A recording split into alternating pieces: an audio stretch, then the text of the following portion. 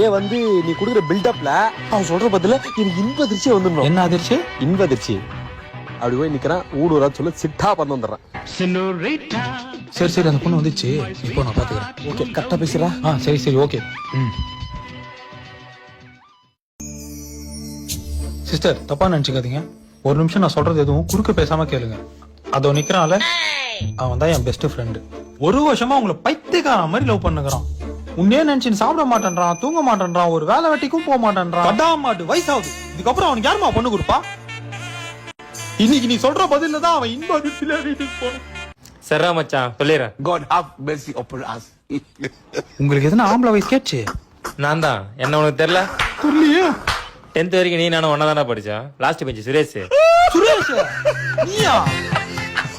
உன்னதான் ஒரு வருஷமா லவ்.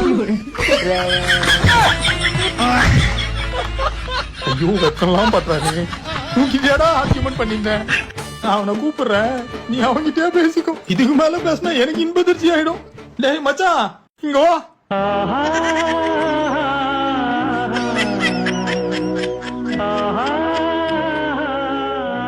மச்சான், உங்ககிட்ட ஒரு விஷயம் சொல்லணும்டா. இதுக்கு மேல நீ எதுவும் சொல்லாத, நான் சொல்லிக்கிறேன். அதாவது என் நண்பன் உங்ககிட்ட எல்லாத்தையும் சொல்லியிருப்பான். இருந்தாலும் ஒரு டைம் உங்ககிட்ட எக்ஸ்பிளைன் பண்ணிடுறேன். எனக்கு ஒரே ஒரு அம்மா, ஒரே ஒரு அப்பா. அப்ப ஊர்ல மத்தவங்க எல்லாம் 10-15 அம்மாவோடா. உன்னை குறுக்கு பேச வரான்னு சொன்னேன். அப்படியே அடிச்சு மூஞ்செல்லாம் பேத்து போடுவேன். நான் உலகத்துல பார்த்த முதல் தேவதை நீங்க தான். அதனால உங்ககிட்ட ஒரு விஷயம் சொல்லணும் இருக்குங்க. மச்சான், அர்ஜென்ட் படாதடா. அமைதியாடுறான்னு சொல்லிட்டு நான் ஒண்ணு.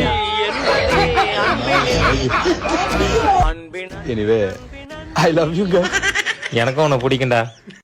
உன்னை குறுக்க பேசாதடான்னு சொன்னேன். நான் வாய் மேல இருந்து கையே எடுக்கல.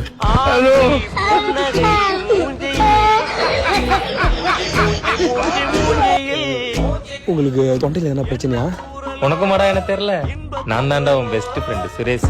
சின்ன வயசுல எனக்கும் உனக்கு ரொம்ப பிடிக்கும். எனிவே நீயே சொல்லிட்ட. ஐ லவ் யூ டூடா. மச்சான், இந்த இன்பதிர்ச்சி போதுமாடா.